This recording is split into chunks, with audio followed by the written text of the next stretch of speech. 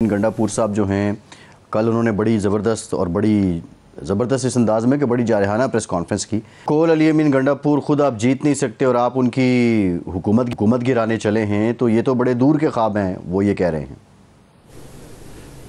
देखें, मेरे वालिद साहब, मेरे दादा, मेरे जो है सारी फैमिली इलेक्शन लड़ी हुई है। इनके वालिद साहब की ज़मानतें भी ज़ब्त हुई हैं। जिस तरीके से कम से कम मैं अपने पार्टी किसी वज़ीर के कत्ल में मुलविस नहीं हूँ और अपनी सीट हासिल करने के लिए अपने किसी पार्टी के वज़ीर का जो है सिटिंग वज़ीर का कत्ल में मुलविस नहीं हूँ। आज भी FIR है इसरार गंडापुर के कत्ल की कि वो उसकी पार्टी में थे और वो जो है वो इनको ये ख़तरा था कि मेरे मुकाबले में कल आएंगे, चीज़ें होती हैं। तो मैंने इस किस्म की एक्टिविटीज़ कभी नहीं की अपने आप को पार्लियामेंट में पहुँचाने के लिए, अपने आप को सीटें बचाने के लिए, अपनी सीटें बचाने के लिए। माजी में कई दफ़ा हमारे ख़िलाफ़ लड़े भी हैं और कई दफ़ा इनकी ज़मानतें ज़ब्त भी हुई हैं। इनके वालिद साहब की भी ज़मानतें ज़ब्त हुई हैं, इनके भाई की भी ज़मानत ज़ब्त हुई है। इलेक्शन में तो है। अब ये पिछले पार्लियामेंट में सूबाई असम्बली में इन्होंने बड़ी धुआंधार तकरीर की कि आप लोग किधर थे पीपल्स पार्टी और उन वाले जब हमारे साथ ज़्यादतियाँ हो रही थी। तो मैं इनको बताना चाहता हूँ, जब आप सक्खर जेल में थे तो पीपल्स पार्टी का नमक खा रहे थे। पीपल्स पार्टी वाले उस वक्त आपको नाश्ते और खाने दे रहे थे जब आपके नज़दीक कोई नहीं लग रहा था। तो ये मुझे बता दें, आप कह रहे हैं कि हमारे ख़िलाफ़ एजेंसियाँ थीं और हमें उठा रहे थे और आप क्या कर रहे थे। तो क्या अपनी पार्टी के लोगों को आप ये बताना पसंद करेंगे कि इलेक्शन के दिनों में आप किसके मेहमान थे? कहाँ बैठकर आप मीर जाफ़र और मीर सादिक का किरदार अदा कर रहे थे जब शहराम तरक़ई को और आतिफ़ ख़ान को और असद कैसर को आप साइड लाइन करके कौमी असम्बली भेजा, आपने झगड़ा साहब को और कामरान बंगश को इलेक्शन हरवाया। तो आप किसके मेहमान थे? किसको बता रहे थे कि आप मुझे जो है CM बनाए तो मैं आपका ताबेदार हूँ, और ताबेदारी कर रहे हैं। आप देखें जिस तरीके से मुश्किल नहीं, ये गंडापुर साहब दो बातें हैं। एक तो ये है कि इसरार गंडापुर साहब की आपने बात की है, जहाँ तक हमें याद पड़ रहा है वो तो शायद दहशतगर्दी का कोई वाक़या था, उनके घर के बाहर कोई धमाका हुआ तो उसमें उनकी शहादत हुई, ये करेक्ट कर दीजिएगा। दूसरा, ये जो मेहमान वाली आप बात कर रहे हैं, तो कौन था इनका मेज़बान? और जब ये आप कह रहे हैं कि ये कॉम्प्रोमाइज़ करके पहले से ही आए, ये तयशुदा था कि इन्होंने ही वज़ीर आला बनना है? अगर ये तयशुदा था तो फिर इनकी नामजदगी इनकी पार्टी चेयरमैन की तरफ से क्यों की गई?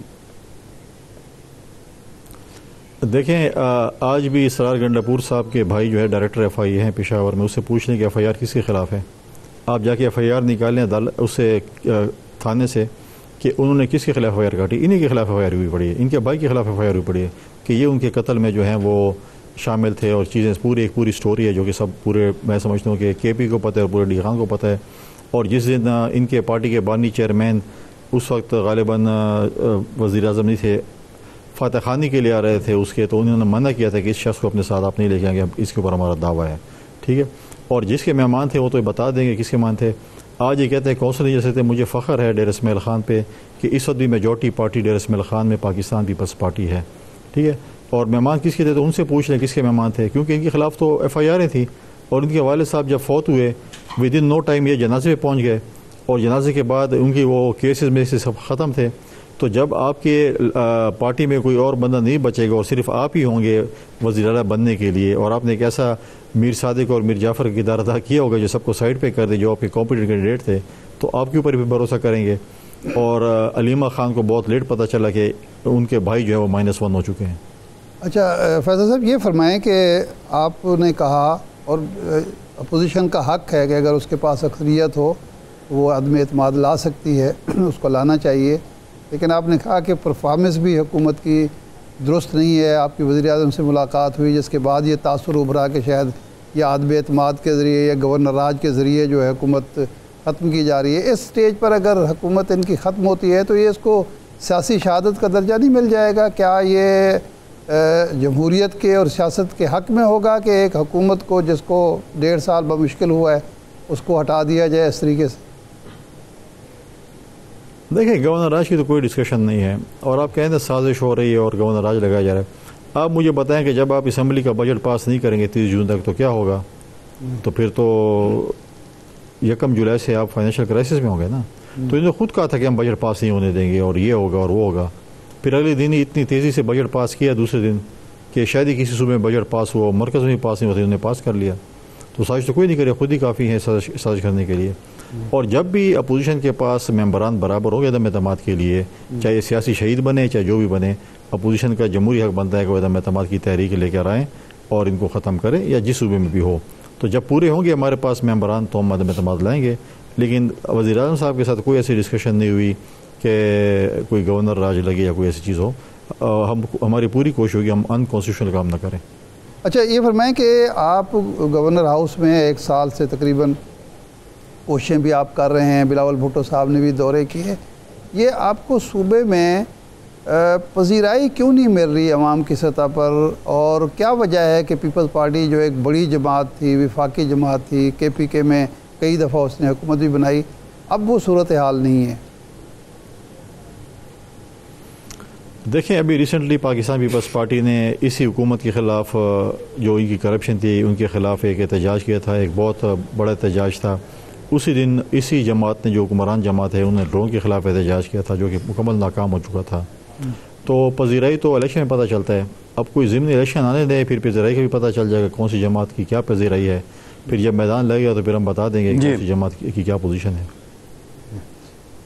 अच्छा फैसल साहब, अली अमीन गंडापुर साहब को अगर आप हटाते हैं और उनको हटाने के लिए आप कानूनी तरीका इस्तेमाल करेंगे, अदम एतमाद लाएंगे, आइन में इसकी गुंजाइश मौजूद है।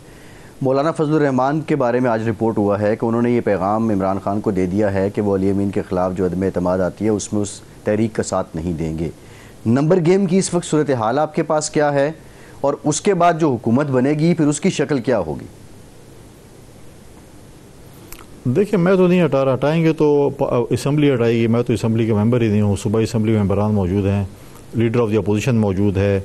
अगर उनके पास मेंबरान पूरे होते हैं तो वो हटाएंगे। मौलाना फजल रहमान साहब PTI के साथ खड़े होते हैं या अपोजिशन के साथ खड़े होते हैं, ये तो उनका अपना एक फ़ैसला है।